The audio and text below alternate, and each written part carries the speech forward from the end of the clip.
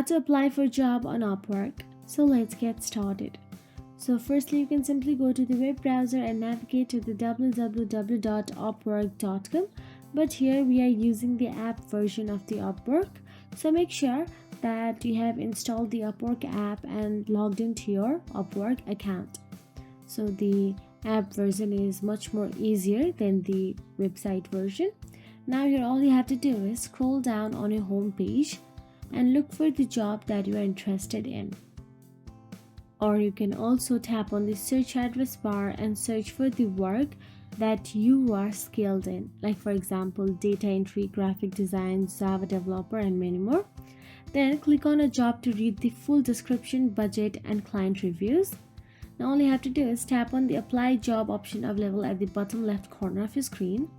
I cannot apply my job because my Upwork account is still being monetized. Now after that, all you have to do is mention your simple experience and how you will help, and send your CV and wait for a response, and client may message for interviews. So that is it. If you found this video helpful, please like, share and subscribe our channel, and thank you so much for watching.